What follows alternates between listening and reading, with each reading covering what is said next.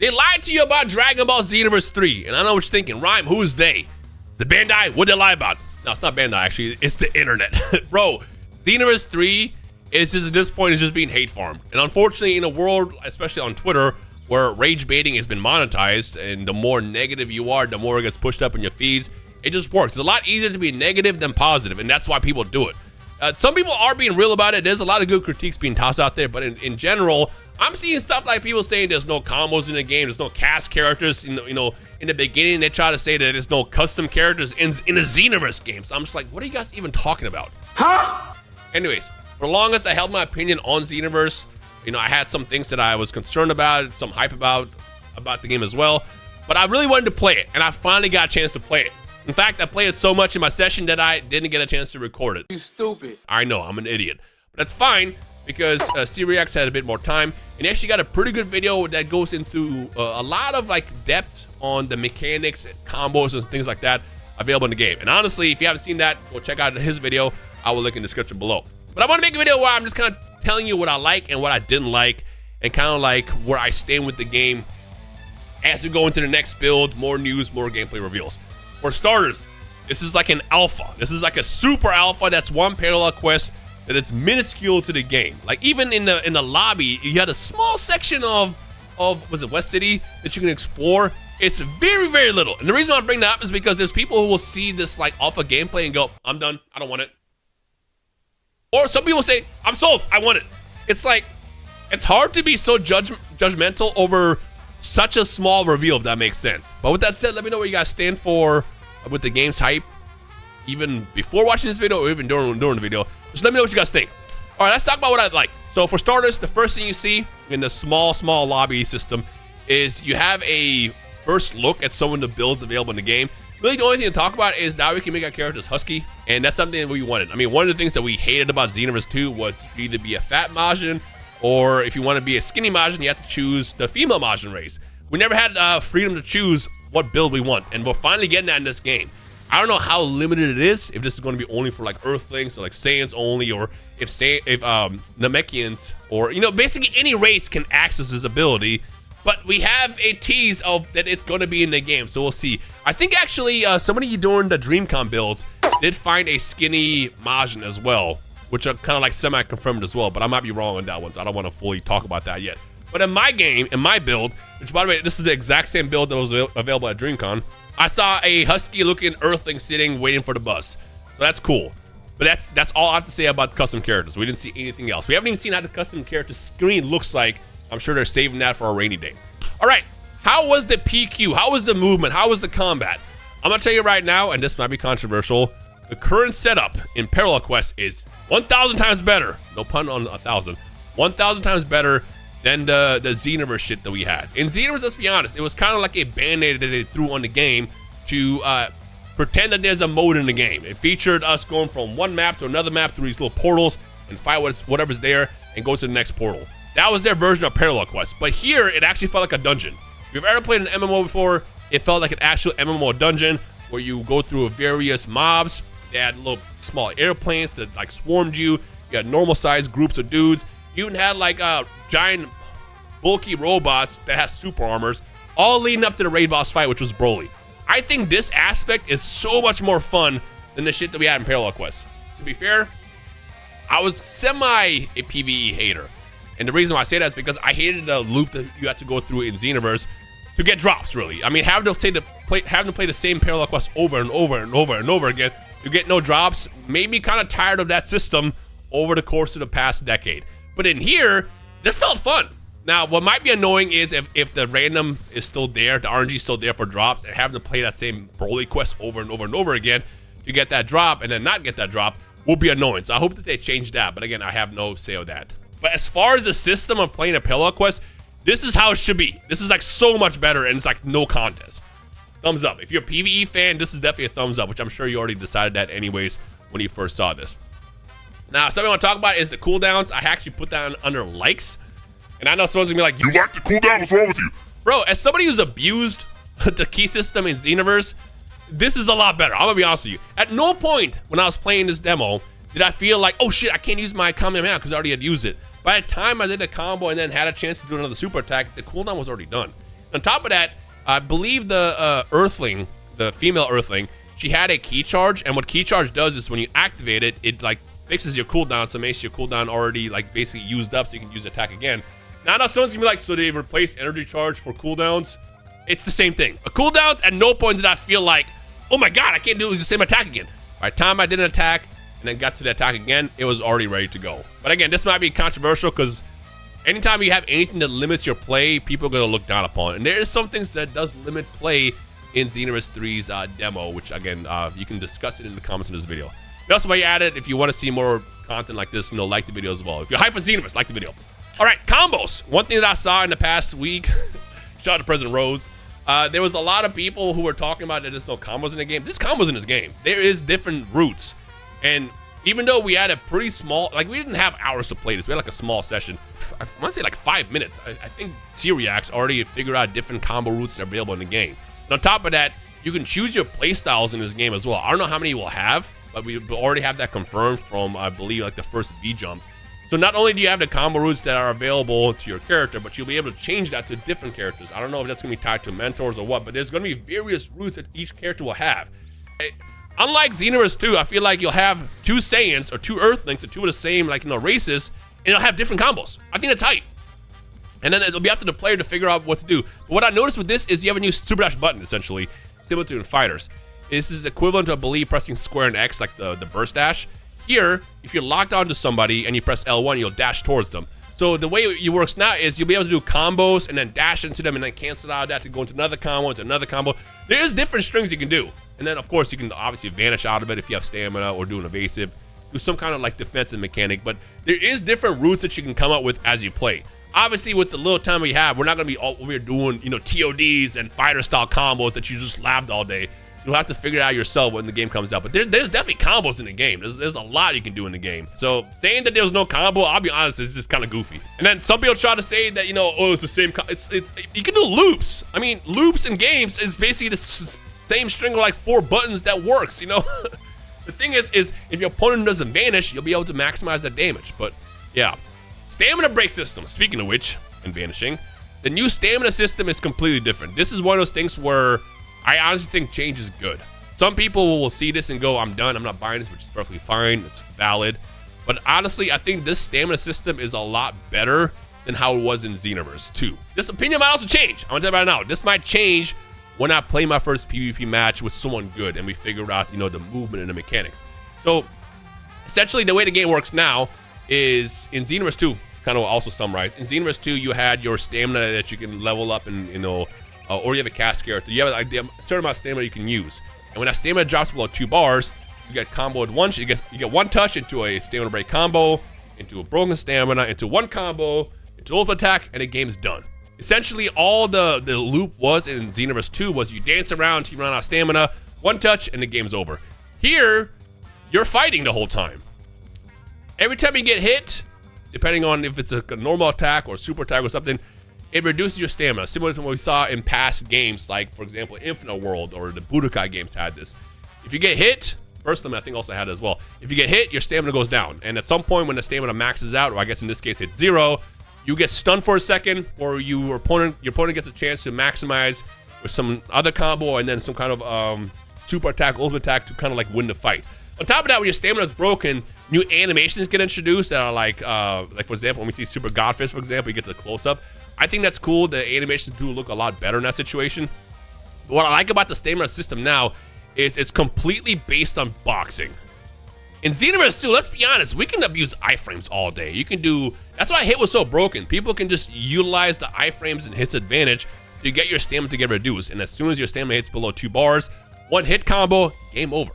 Here, now you're fighting the whole time. I think in the long run, this might be good.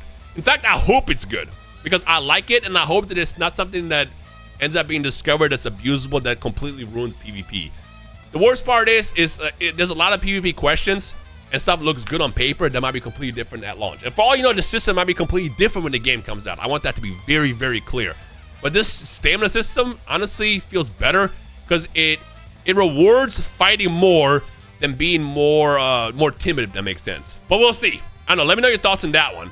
I'll be honest, I'm kind of happy that we're getting rid of the old system where, you have forward square or forward triangle to do a stamina break, and then do some kind of combo that basically wins you a fight. You gotta fight here. And also, I also want to know, and I'm curious how it's going to feel when like, will your stamina hitting 0, will that be game over is what I want to know. Again, these are questions that we can't answer until we see the game, but on paper, this looks and feels better. I don't know, let me know your thoughts. All right, what I didn't like, it felt kind of janky. The jank aspect I'm referring to is the dashing. So like I said, you have the super dash button, which is L1, but you also have, I believe you press stick down, you can just do like a normal dash. You can no longer dash up and down by pressing a dedicated ascend or descend button. I don't know why they changed this. Bandai, I'm gonna send you this video as well, but I hope you address that. There should be a button that you press that lets you go up, and one button that lets you go down. Because not being able to like control it, it's just felt very weird. The way you control it now is instead of having like one button that goes up, one button that goes down while dashing, you have to look down or look up. And that makes like a very, very janky loop when you're playing it. And on top of that, if you're locked on, you can't really do that either. So I hope that they fix this. Again, Bandai, please test this more before it comes out. I also didn't like some of the UI aspects of the game. Specifically, the stamina bar disappears. I feel like it being in the middle center of the screen while the action is happening is just very, very, not distracting, but not noticeable. Honestly, I don't know why we're trying to redo or rewrite history of like what works as far as UIs. Just put my health and stamina in one spot in the top left corner and call it a day. Because if I'm playing around and I'm like, how much stamina do I have? Oh, I had 0. That's good to know. It's not going to be a good loop. But if I can just play while seeing my stamina is like 1 bar, 3 bar, 2 bars in the top left, it just makes sense. But like this is just like, I don't know, how much stamina do I got? Equipping attacks is very limited from what I saw. And again, this might also change, and there might be more freedom in all reality in the final build. In this demo specifically, the way it broke down, not that we could change. You're only limited to what the characters already had equipped.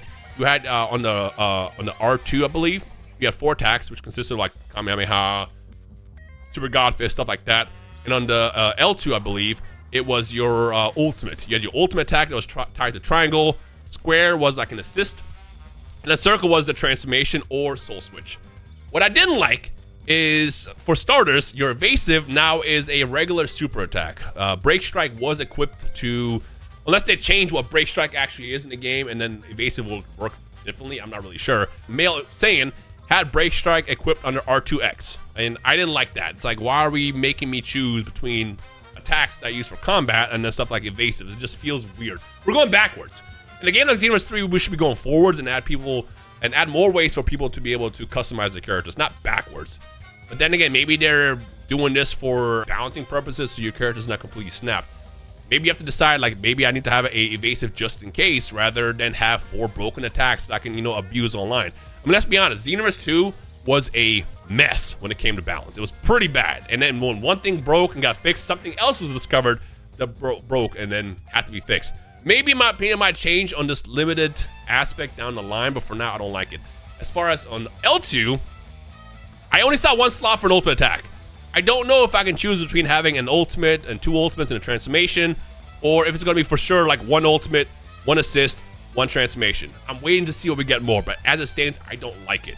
I also don't really care too much about the soul switch, which is basically like a tag mechanic. I think the tag mechanic could be cool if you can do it to extend combos. Like, imagine do a combo, square, square, triangle, triangle, square, super attack, knock my opponent back, I do an assist, Vegeta pops in and then knocks him back towards me, and I do another combo to extend. And as long as my opponent doesn't vanish, I can do more damage. I think that would be cool, but I think they're doing it more basic. At least my thoughts off of seeing this, where you can either do like burning attack or Gallic gun and stuff like that. If that's the case, I don't really care much about it. I mean, it does a lot of damage. It's gonna be there for, reducing your opponent's health as much as possible. But I think there's potential in making it like a true tag system where I do a combo. Like, imagine I do a combo, knock him back, Vegeta pops in when I do L2 square, knocks him back towards me, continue the combo. I think that'd be hype, especially if your opponent's stamina is broken, so you can like really, really extend it. And then of course you have the most controversial aspect, the transformations, the timer. But I'm gonna be honest, the timer was the least of the problem. The problem is what transforming and soul switch or soul change does for you.